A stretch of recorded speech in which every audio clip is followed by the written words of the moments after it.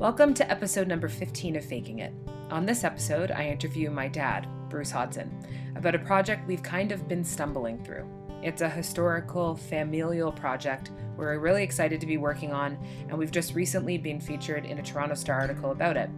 It's sort of been revived after many years of falling apart, coming together, falling apart and coming together again. So without any further delay, here we go.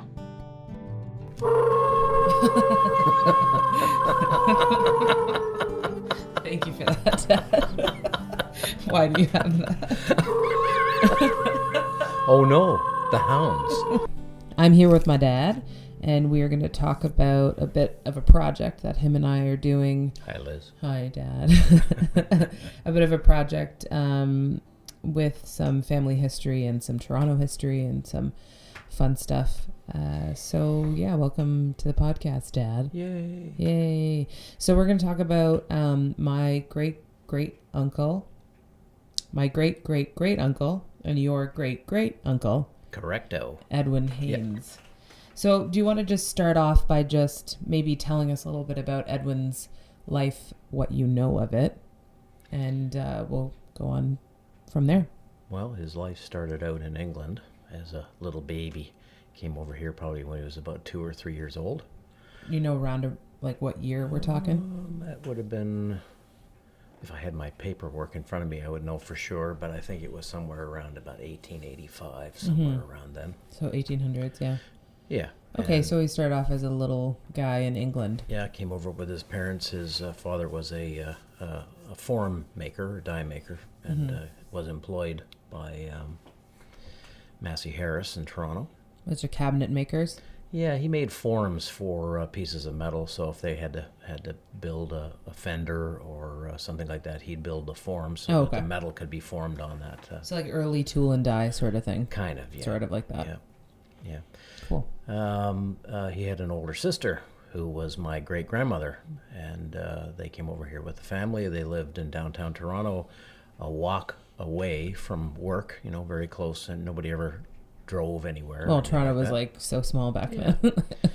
And I think that was on Shooter Street, I think, is where they did live, and then he worked at Massey Harris, which was down south of Queen Street. And I guess he grew up a regular kid, going to public school and all of that, as my aunt did, or my great-grandmother did. And went from there. There's a little bit of a sort of a block in time that I don't know much about, and that is his sort of growing up as a kid in Toronto. Yeah, where exactly he went to school.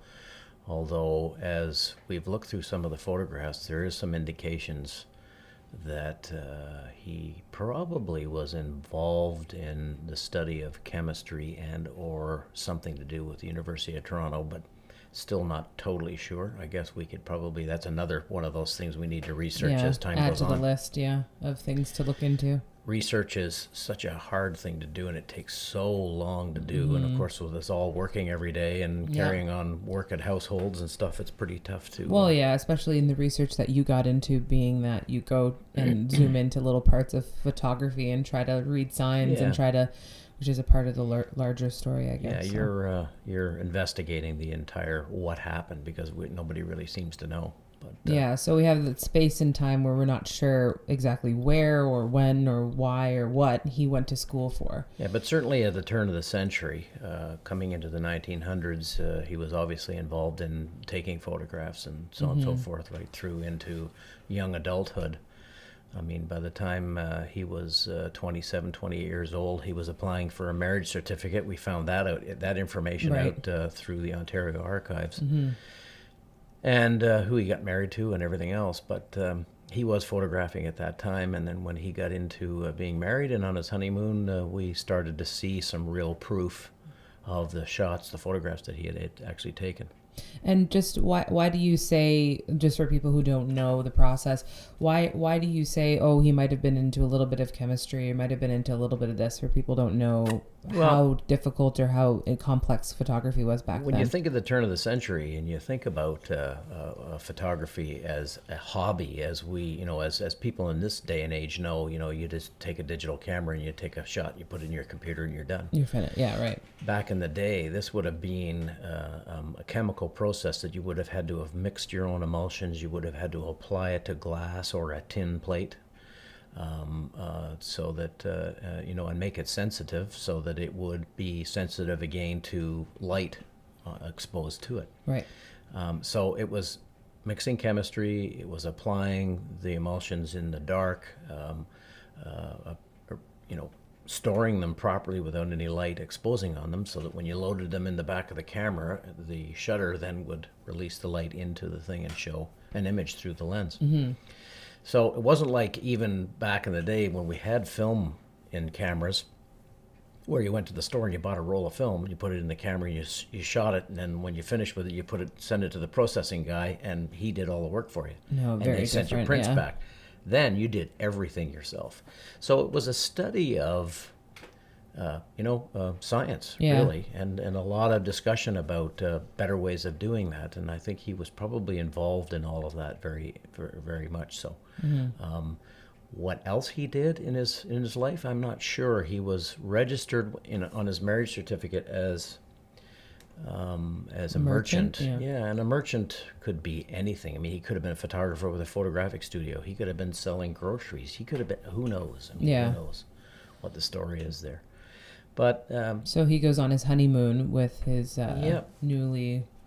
his new wife, and they travel. Where does the Kodak competition fit in? I think probably around that time, the time of 1906, 1907. There is a family sort of like a folklore, a story in the background saying that he won some special award from Kodak. Whether that was Kodak Canada or Kodak Inc. US, I'm not sure. But certainly he was able to get some money together to fund his travels. Oh, there's quite a bit of travel too, not just some...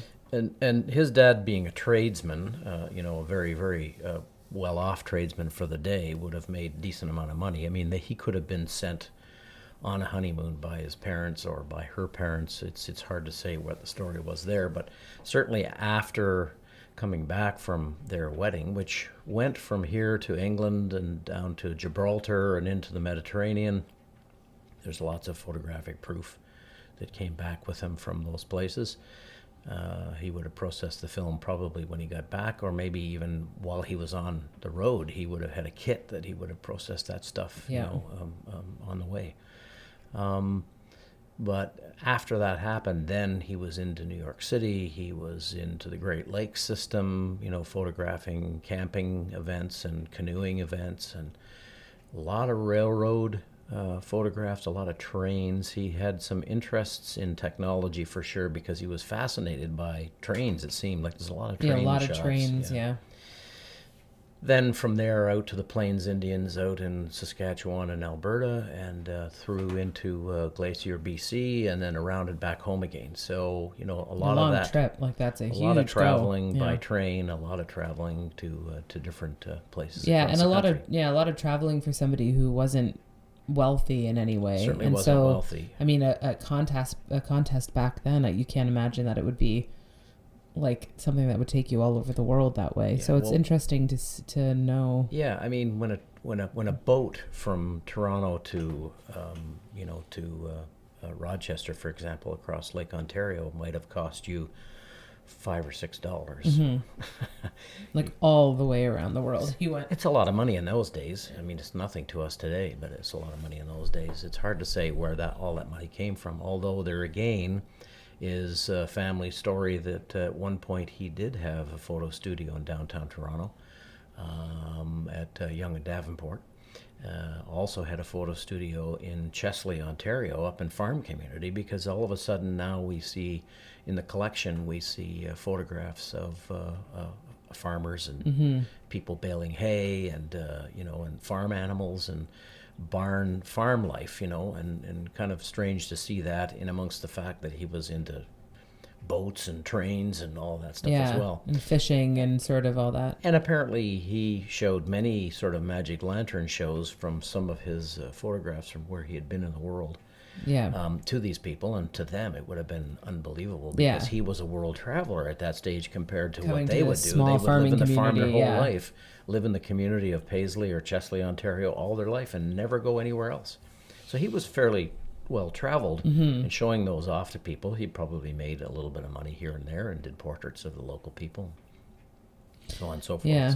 So yeah, he I think he made his own way, and I suspect the merchant thing that's what he was he was a photographer. Yeah. Yeah, there was for people who are listening who don't know, a magic lantern show is just sort of like back then projector screen or like slide projector. a slide projector, but it was like something that was lit by fire and you could actually see through to the, like it would Yep. project a glass slide, which is what we are now dealing with.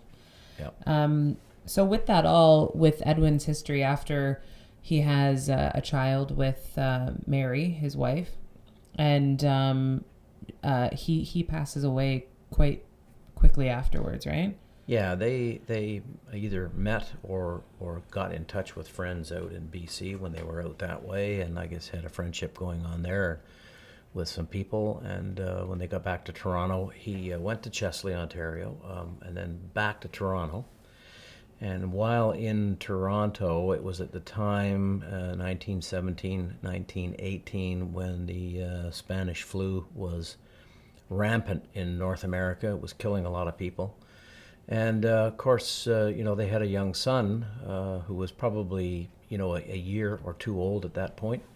They would have, the mother and the son would have stayed at home an awful lot of that time, but he was out doing whatever he did. Yeah. And, somewhere between probably in 1916, 1917 is probably when this would have happened. And he contracted the flu and died of the Spanish flu at like 42 or 43 years old. So he had a family fairly late. He got married when he was 27. He had a family fairly late.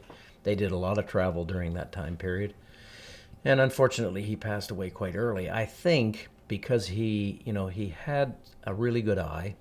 He was very interested in photography, and if in fact that's what his life job or life study was, if he had lived into his 60s or 70s or 80s, he would have had a huge collection of work. Mm-hmm. And unfortunately, really all I only have is like 200 images of his work. Yeah. And they're all very specific, very well planned, really good photographs when you consider that not everybody took photographs. There wasn't examples in magazines and stuff like that. Newspapers were type. Very little limited on images. It was or mostly even type hand-drawn stories. too, right? Yeah. A lot of hand-drawn images back then for advertisements. So he would have had a huge collection if he had continued on his hobby or his then profession, I guess. Yeah. So unfortunately, they get put away when he passes away. His wife and son went back out to the friends out in BC. But his photography stayed in Toronto with his father, It right? stayed with his father, and his father just basically had them in a box, and they went down in the basement, and that's where they stayed, and nobody mentioned anything about them for years. And his wife and child headed off to BC.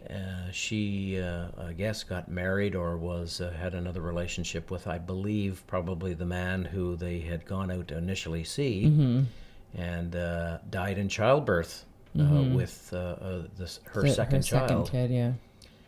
Obviously, the man who was out there said, this young boy is not my child. I know he has family in Toronto. I better send him back. So they sent a telegram to my great-grandmother, said, your nephew is with me. His mother has died. I'm sending him home on the train. And he was like, what, 4? He was 4 years of age, and he was sent on a train from Glacier, BC, or from Vancouver, BC, or wherever the closest train station was, with a sign around his neck, and to Union Station.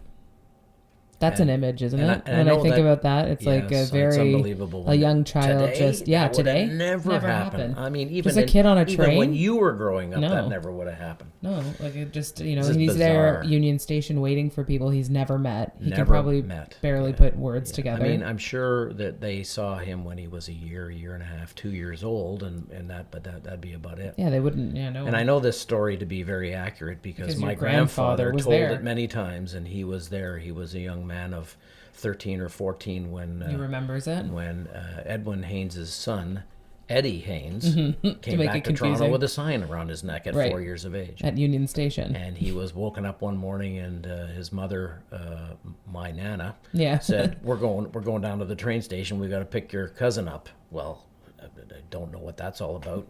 Gets up, clothes on, away they go down to Union Station, and here's this young lad standing beside the tracks with his thing around his thing and his suitcases. Very strange. Very strange. Took him home. He lived basically with my great-grandmother and my grandfather until he was 18 years of age, and then was on his way and did chemical studies himself. He actually went to technical school after high school for chemistry. Wow. Ended up being in the wine-making business his entire life. Worked for a cork importer and manufacturer of corks for wine and all that stuff. But he was a head chemist at in a wine company down in Naples, New York, for years. Finally settled as a retired guy out of that business in St. Catharines. But during that whole time, the mystery box of 200 images went from my great-great-grandfather to my great-grandmother, to when his son Eddie became of age, he got the box. That box traveled everywhere with them, down to the States, to St. Catharines, to Stony Creek. Oh, I never knew it left Toronto. Yeah, it left Toronto. Wow. And jump forward 40 years or so. I'm in photography school at Ryerson in Toronto here, and Eddie and his wife Jean, great people. They were always very close to my grandparents because obviously he grew up with like a brother, but not really. It was actually his cousin.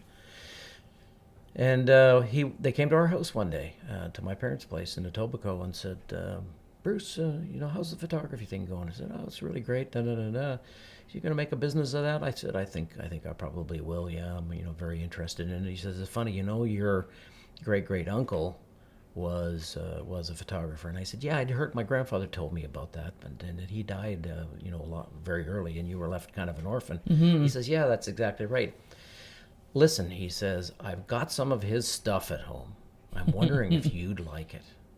And I sort of took a double take and went, "What do you mean?" He says, "I've got a box of some of his photographs." And I figured they're paper prints, just in an Yeah, because you don't think about even then as like a glass scenario or like, yeah. And I said, "Sure, sounds great. I'll take them off your hands." But I said, Uncle Eddie, I said, you've got like your daughter Phyllis and your son Kingsley. What's the story there? Why wouldn't you give it to them? Because it's their grandfather's stuff." He said, "Well, yeah, I could do that." But he says, "I've asked them, and they're not really particularly interested in this stuff. But I thought you might be interested in seeing it." And I said, "Sure, I'd see it." And he says, "And I'll give it to you if you'd like." I thought, okay, fine.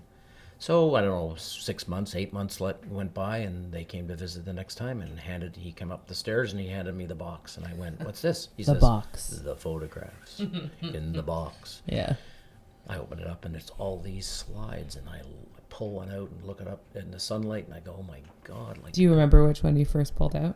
Yeah, do? Yeah, I do exactly. I pulled out the one of a lady sitting on a mountainside. No, that's a great one. Looking over Glacier Park, BC, yeah. I would imagine. And we think that's his wife, right?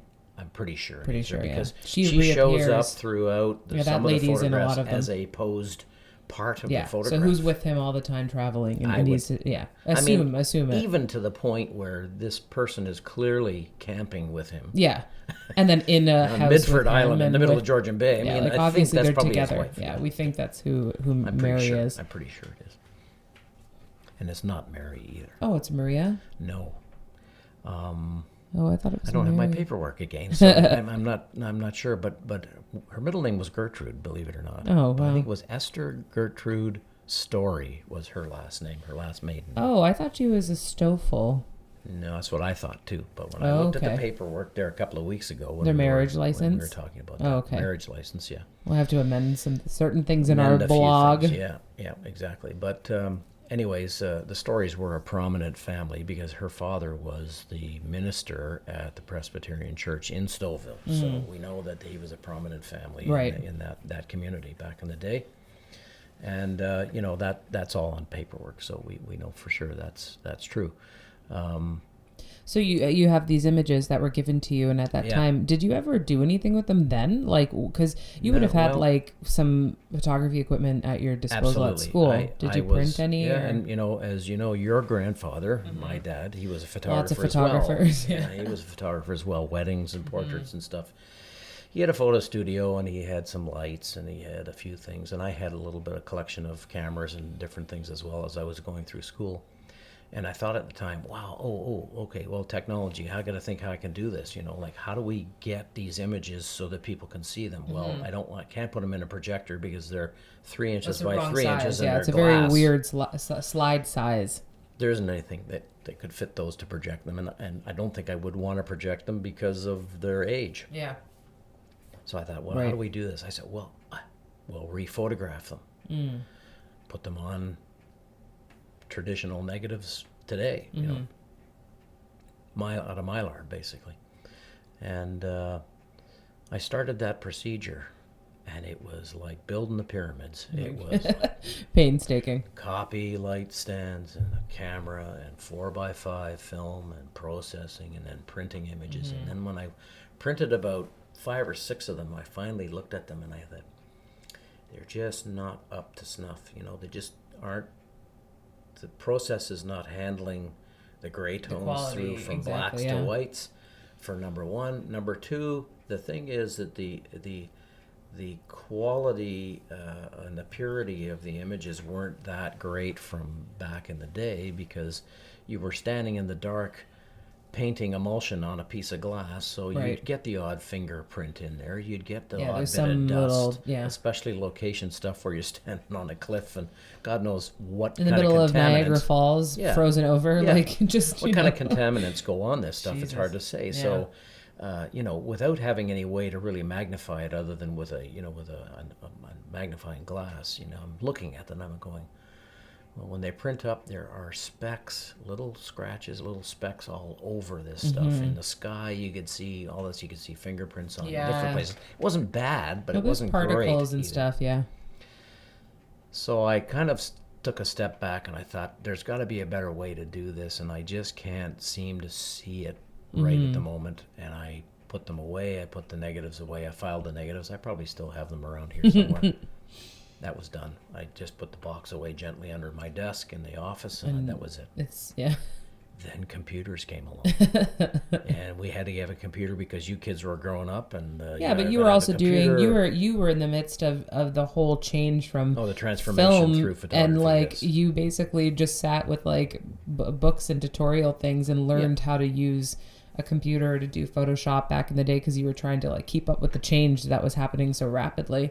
Then you got a scanner, and I think I remember you doing some touching up of old photos of different people. They'd give you their great grandmother's Then the light bulb portraits. goes off, and I think, the box. Yeah. We got to get the box back out. So I get the box out. We do some scans. I'm magnifying it now on a computer screen, much easier to do.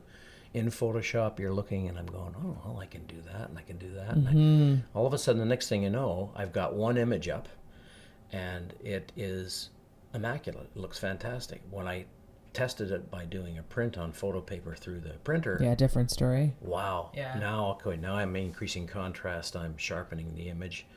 I'm doing a lot of stuff to it so that it really sort of perks it all up, makes it look like a real nice photograph. The difference between the glass slide and the print was night and day. Although now, when you and I look back at those prints that I did, 15, 16, 17 years ago? Yeah, easily. there's scanners today that will blow that scanner out of the water, and we fully intend on getting back into doing it again. Exactly. We're going to do the same routine again, but with a better system and better equipment. But for the time, it served the purpose, because what we were really after was a set of proofs that somebody could visually look at for me to go out and sell the idea of publishing these images, getting his name out there. It was never about, oh, I'm going to make $1 million off of these prints. No, it was these never are just that. They've it never was been about family seen. history. Yeah. It was about a poor bloke that lost his life too early. Too early, Way too early. And it gave me an opportunity to say, I want people to know that this guy, if he had been here long enough, he would have been one of the known prolific photographers in Canadian history. Never happened. So I pitched that idea to several people. I even went to not only publishers, but I also went to bookmakers, and not the ones that you bet with the horses or anything like that. This is a bookmaker that actually made bindings, bound book covers and stuff like that. And I found an artisan that did that kind of work in Toronto, and I went to see him, and he went, "Lovely photographs. I think this is a great idea, but this is going to cost you a fortune." Yeah, absolutely. Again, a bit setback, a bit disappointing. And he said, "Do you know anything about these images?" He says, "You got to create a story. You got to write the bylines. You got to put titles on this." I said, "Well, I've got titles. I've got the images. I can research stuff within the images by magnifying them and seeing things in the images that I want people to know about." So again, a setback, and now we're almost back at square one. I got images in a binder and a portfolio, and I don't know what to do with them. So then comes along Lizzie. Well, almost. Well, almost. Before people, I want people to know that we'd bring these, or you had brought them, and Mom had brought them to archives or to museums and different things, and people just they're very intrigued by them, but they want them donated right flat out, and say, well, we're going to put them in our basement, and just our archived basement, and we'll take good care of them, but we won't really know when we'd put this in a gallery showing, and it just becomes not yours anymore, and it's just gone. Yeah, I think ludicrous to me. Their concentrated efforts were really more in the preservation of the original glass slides than they were about celebrating who he was, or helping with the research, or putting the story together, or anything, and what the interesting stories there are within the images. And the stories I've told you, there's hundreds of them about boats and trains and different things that look at the history of that train, for example. Look at the history of that building or that bridge or whatever is in the photographs, and you suddenly start to realize that there's a lot more here than just what he photographed. Some of these things were involved in other things in history that should be known about. Yeah, so absolutely. It's very interesting research, and I've only researched probably half of them. There's still another 100 there that need really some special attention to find out where they are and what was going on when he was doing the shot. So we went to the Ontario Archives, we went to the AGO, we went to the Canadian Archives in Ottawa, and everybody was thrilled to see them, but they said, if you want to donate them, that's fine. I don't know what we'll do with them, but they might come to light at some day. Well, that wasn't good enough for me. Yeah. I figured, I'm not dead yet. I've still got some time to really sort of try to make a go with, put it somewhere so that it's out there. And then you go to film school and get interested in this mess that this family has, been in all these years. It's a curse. No, and now new light comes on the subject because we've got a fresh set of eyes, and you may start making suggestions. What about this, Dad? What about that? What about if we do this? What about this? And all of a sudden now we've got the potential of all of the media forces that we have around us makes the job a little easier. So now it's not just walking around talking to people. Yeah. It's putting the message out there in the different things that we have. We have Facebook, we have Instagram, we have all these media things at our fingertips. And you've obviously, as a modern person in this modern way of doing things, are a lot better at it than I am. I totally understand what you're doing, so at least I'm halfway there. Yeah. And that puts some more interest in it. So now we're in phase 3, I think, actually, of making a serious go at it, and hopefully this time around we can get it in print, as they say. Yeah, shown and whatnot. Yeah. I remembered those, like, it was funny just today going through some old stuff, just coming across, like, actually putting into perspective how long it's been that we've just been chatting about it and trying to figure out, like, yeah, this could work, and then you try it and it doesn't, and then it's a couple years before another idea might strike you or something. But I just was going through a drama journal that I wrote in like second year high school, and like realizing like, oh crap, I was writing about this back then, and then fine arts cultural studies and that's course 9 years ago. Would that be? Over a decade, and then in university being in a fine arts cultural studies class that had this very particular end assignment, and I thought, oh, this would be really cool. And asked if we could go to places we could access. Because a great project could be, let's find all these places and go and film them, or like do photos of them now. Well, you initially talked about doing that, actually. You actually said, let's do this whole thing. And I went, just hold on for a second here. Let's go to let's BC. Think about this. Go to Morocco. How much money you got? Yeah, exactly. Because this is going to take a lot of time and a lot of money to do. And you kind of calmed down and went, right, that's true. Okay, I only need an A in this project. Yeah. So maybe we don't have to do that. Maybe we'll just we go can to do maybe Stouffville, 4 places, Ontario. or maybe 8 places, but we don't. Yeah. So we stuck to Toronto, and we stuck to Stouffville, and then that project went really well and got an award for that. And then I arrived at the same place you did, which was like, well, I emailed a couple people and they said, oh, great, let's just meet and we'll take them, and you can just donate, and not even have any say. It's not like anyone said, well, we'll keep these for you properly, but you can do what you want with them. Let's talk about what you'd like to do, or let's do. It's just like nobody did that. It was all just we'll take. You weren't even going to get donated by the Hodgson family. You weren't getting anything. No, you're getting anything of like, this is a continuing history, or this is what really is happening here. It's just because bogus. It is not as significant to those people as it is to us. It's right, very and that's interesting the thing. to them, but not significant. And we're still around for it to be significant. Like you said, no one's dead, and it's not that someone found it at an estate sale, then it's generations behind. It's people who still give a crap now. So we're at the point basically where the Toronto Star, we saw an article that came out that was about, there's a bit of a revival like that online though, of like, what did this city look like back in the 20s? Like people really love looking at that stuff. And so there was an article that went out about Toronto's changing faces. And we just got in contact with the author of the article, and there was an article that went out in early or late May. And it just covered some of Edwin's photos in print and then some online. And that just sort of opened a bit of a conversation for us about what we want to do next with everything. And I think we've also seen several articles, or we've talked to several people in the last little while, that it is coming true what I said years ago. What's that? And you and I had this discussion when you were a kid, like years ago, that the photographic process that we all knew at one time before digital was going to go the way of the dodo bird, and that eventually it was going to go the way of the Rembrandt painter. You had many people who painted back in the time when that was the medium and the media and the technology of the time, and it went away, but it came back with a vengeance. Big time. It became very valuable. It became very sought after. People loved paintings from back in the day. Yep. And I think that's happening now. We've heard stories from several people around the world. Yeah, actually, not even recently, just Toronto, like Prague and Holland and different places. Exactly. And the media has thank you. Yeah, thanks for sharing been able this. To say thanks for sharing this. Wow, I love this process.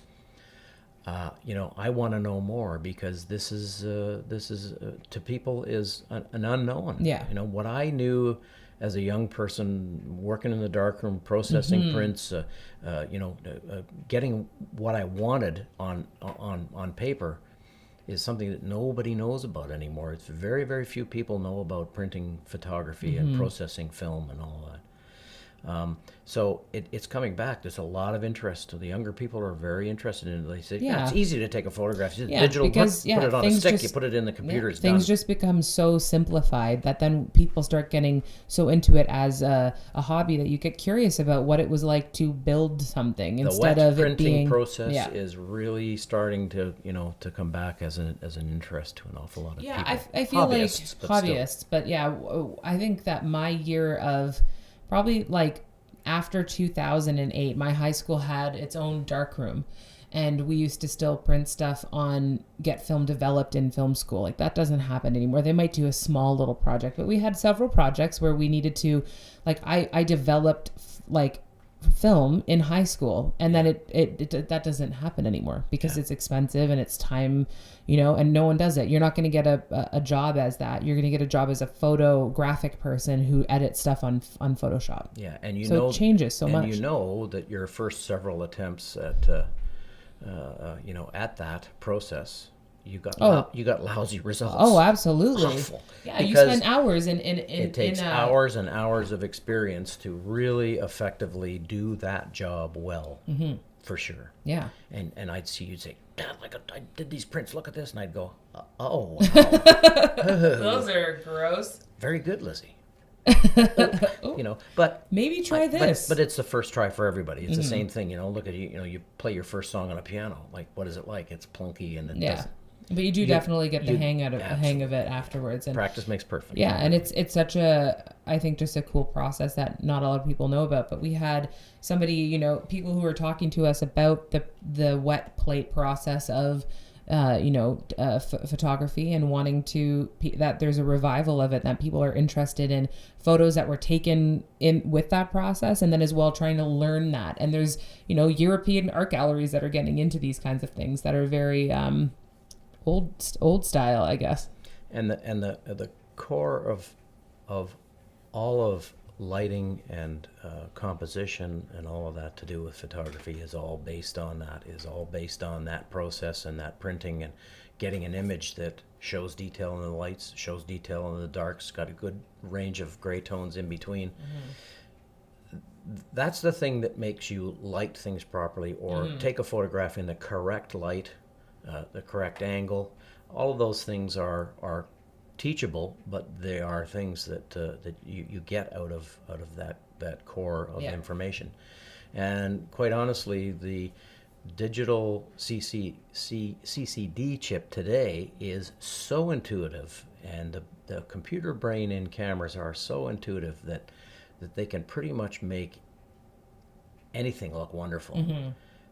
But it all looks the same. Yeah, it's all, It is the same quality, and it's okay.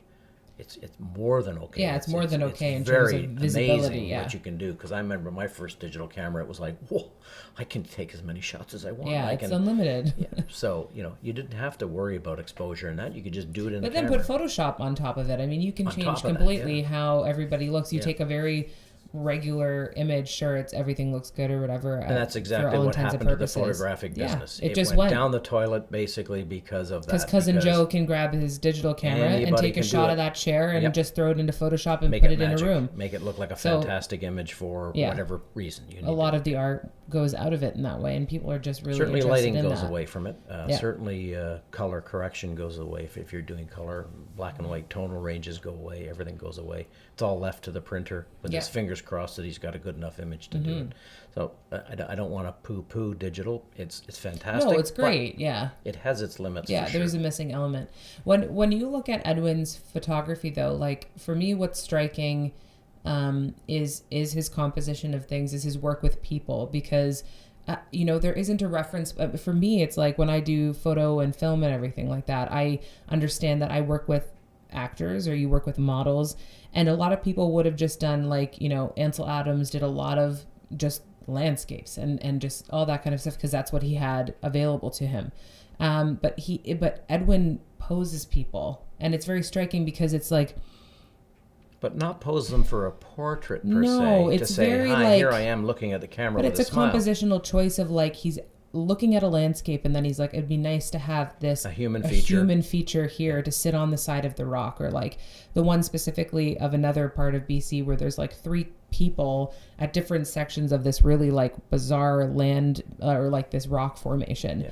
And it's just really like, it's very like dramatic. He has a lot of dramatic shots for something that's like, you know, you'd wonder if he had any sort of background in acting, because it's just so like such a dramatic sort of photograph of people where he's telling a story. Well, as I've said to you before, yeah. like there are photographs in his collection that I could swear to God I could put some type in. Yeah, for an advertisement or something. Yeah. It would be an advertisement for home heating, advertisement for insurance, an advertisement for travel, anything. Like, absolutely. It's just such a unique, I think, way from those photographs. We had someone reach out to us after the Toronto Star article went out that said, oh, you know, I have many photos like this that were done at this time, but my father was an engineer and his were very uninspired and boring.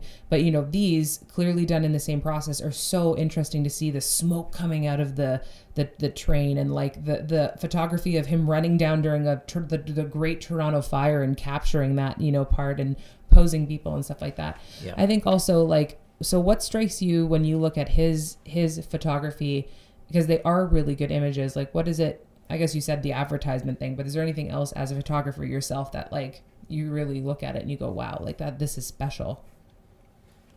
It's just because of me spending the amount of time I did in the commercial industry, you know, of photography, you know, about 26, 27 years. I know what works and what doesn't work. Mm-hmm. It's hard to explain. It's like trying to explain composition and design of a photograph.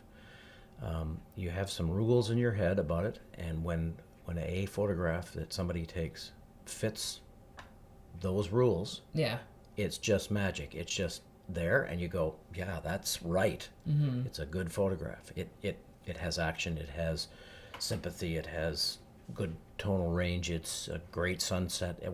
You know, there are lousy sunsets and there's good sunsets. Mm-hmm. They can have the same color saturation or light saturation in them, but if they're not posed properly with certain things in the image to make the image pleasing to the eye, mm-hmm. that's all composition. He did that just like over and over and over again. Yeah. And when you think like this day and age, when you've got millions of people out there snapping pictures with their phones just every day, constantly, they're going to learn that eventually. But here's a guy. Yeah, that's one of his reference point didn't exist, because probably one of maybe a dozen people in the city of Toronto who were actually doing photography, was photographing stuff. Already is doing it. Already mm-hmm. got it. Mm-hmm. So he becomes one of the originators of that image making process. Right. You know, is he taking his? Did he have education in that? I really don't know, but that's one of the things we're going to find out mm-hmm, as we go mm-hmm. on with the research. But is it just, was it natural for him to do that? Yeah, that's what's so striking. And funny, to me his too, nephew, my grandfather, became an avid photographer. Yeah, it's like my dad just was continues. an avid photographer and made money at it, professional, mm-hmm. and so was I. Yeah. And so are you. Yeah. So it's very interesting how that has come through. And I'm not saying we're bizarre. Fantastic. No, but it's bizarre that we do the job. The image have done the job. So it's quite interesting. Yeah, and I don't think from you, I've never really heard, like, I think your father was, like you said, more of a wedding photographer guy. Absolutely. You did a bit of photojournalism, but like for a minute. Yeah. And for you, it wasn't, like, it seems like each person sort of takes on their own part of it. Like, I kind of went more of the film route than anything else. And I do enjoy photography, but you kind of did a lot of the like very artsy, but then also advertising or like commercial photography. Everybody sort of just like has their own evolution. It kind of feels like in each step of that, you know, but you look back at Edwin's and I'm still like, Jesus, those are impressive. Very. Like, very, you know, yeah. And not only that, but I mean, even back in the day, back then he was, you know, as a few people in the world were doing, experimenting with hand coloring black and white images on glass. Yeah. Like painting, right? Hand painting images. Yeah, with oils and, mm-hmm. and with you know, opaque and non-opaque translucent sort of like materials. We went on that hunt for the Newell Post at U of T. You had done some research, and it was during the time at York that I was doing this project. And he had done sort of like a close cut. Like a close cut around mask. the newel post. Yeah, like you would do in Photoshop. So but what he technically did was he by hand painted out the background so that the newel post stood on its own. To isolate it. He isolated by hand this newel post, and Dad and I went searching to go look at the U of T grounds because we knew there was some sort of connection with University of Toronto and a camera club, and there's just little bits and pieces. And then we found the newel post, and it's just there in this building, and it was just blew you away. It was just like, holy crap! Here's the photograph he did. Yeah, and here it is. There's the newel post. Yeah, that was pretty cool. And to find that it is still to this day there a lucky newel post that the students, when they're going down to exam, they all tap it. When they go down the staircase, they bang the thing and go around the corner. That's their good luck charm. It's like a tradition there. Which the one guy told us when he let us into the building. Yeah, we're looking for this. But back in the day, as I said, he was hand coloring images. He was using things like magnesium and things like that to actually make a flash, basically, like our electronic flashes we have on cameras today. They didn't have that in those days. They had flash powder that they would hold in a tray to light an overall scene. But he was using that flash powder in places like a fireplace to make a glow, to light a subject. Yeah. Chemistry. Who would so innovative? That was an experiment that an assignment that we did in school. Right. And it was how many, like 100 years ago? Do something by available light and low light to get a dark image. Always. It's always with us. The hounds are back. That dollar store purchase will never ever get old. No, that goes to the cottage too this summer. Oh yeah, we're out on the dock. Oh, in the the middle loons. Of the night. Oh yeah, we got the loons. You got the loons on there too. Where are the loons? Loons. Show us the loons. Oh, that's very nice, mate. They're gonna freak everyone out. Time to go fishing. No loons on our lake. Oh, there is the odd time. Odd time. The odd time, but usually we hear this. Not always. That's just what I sound like in the morning when I get up. Yeah, so a lot of innovative stuff going on. Like he clearly was doing experiments and everything, like all throughout. Amazing. And getting really cool results, I think. Yeah. I mean, when you consider this is all the stuff that as a hobbyist in this day and age, you're intrigued when you can do this, yeah. I had my friends standing out in the snow in the backyard and using flashes to light them, in different places. So I'd have 8 glens and 2 Rons, and your mom standing in the middle of the, so we had all of those experiments that we did. He was doing then. Yeah. So how many people were doing that? Well, where did he get that idea? Well, who knows? I mean, flash. All of a sudden, he's got this light. Get a journal of his that we could maybe dig up in another mysterious box. Wow, that'd be great. To know what was going on. If we could find a captain's log, that'd be fantastic. Phyllis or Kingsley, if you're out there and you've got a box, I want it. Yeah. Do you have connection with his family? I do. Kingsley is... He's a dean of history down in University of Georgia. Right, yeah. And Phyllis lives with her husband. They're both retired now out in California. So, yeah, I've got them in touch if I need to get in touch with them. Yeah, that's very cool. Yeah. So with the project right now just sort of starting to heat up again in terms of like media covering it and people being, perking their interest and getting in contact with us, like what do you see next for the project, or what's your hopes basically for like where can this go? What do you want from it? Well, I've always said, the sky's the limit. Almost anything can happen or nothing can happen. It depends on the amount of time you put into it. And you know how hard that is with everybody working and stuff like that. Mm-hmm. I think the interesting things that we have in front of us right now is the Toronto Camera Club. Mm-hmm. They're interested at least in their membership seeing these images for the first time. That'd be great. We have several other people that want us to donate stuff to them.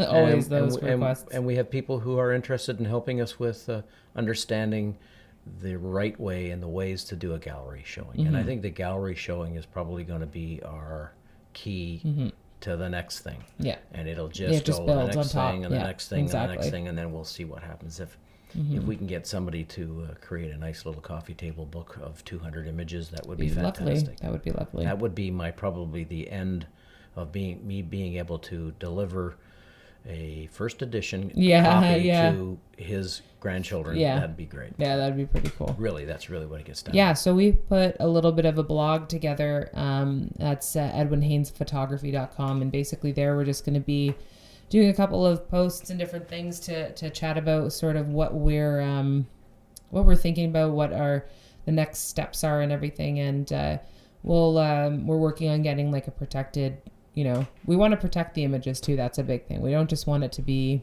on Google Images or have people source them whenever they want kind of thing, because we want these to be properly shown before they become, public property, I guess you could say. Yeah. So, just working on a website where you can find that, some of the photos eventually in like a very protected gallery. And it's kind of impossible these days to fully protect any of those things if it's online, but we're going to work towards that and just see where we can basically go. It's just like an evolving story of what's next and who wants to help us out, I guess. Yeah, well, if you keep moving, then target comes a little closer, and you maybe make your goals successful. Yeah. We'll see. Yeah, it'll be good. I hope people will see his photography, because I think it's really worth it, and it's pretty spectacular stuff. So anything else you want to cover? I don't know. I don't think at this stage of the game. It's just what we're doing. Yeah. Is trying to keep it alive. Yeah. Really. Just trying to keep it alive. Yep. So we'll maybe have some updates and different things like that in the future. Yeah. So yeah, thanks sure. for coming on and chatting about that. And we'll have this up on edwinhainesphotography.com and Faking It podcast and all that. And we'll see if Dad and I can figure out how to put a gallery showing together. Exactly. Oh. Dog's calling. I gotta go and feed the dog. The full moon is calling. Gotta go and feed the dog. So. Okay. Thanks, Dad. See you later. Bye. Bye. Thanks for listening, everyone. I will keep you posted on the project and have Bruce back on to talk about the next steps when there's next steps to talk about. You can also find out more about the project, as we've got a site up about Edwin Haines, and that's www.edwinhainesphotography.com. And that's Edwin spelled EDWIN and Haines spelled HAYNES. edwinhainesphotography.com. And you can also find that link on the show notes for this episode on the podcast site, www.fakingitpodcast.com. Make sure to follow us on Twitter and Facebook, and you can find us at Faking It Podcast. Thanks, everybody, and stay loyal.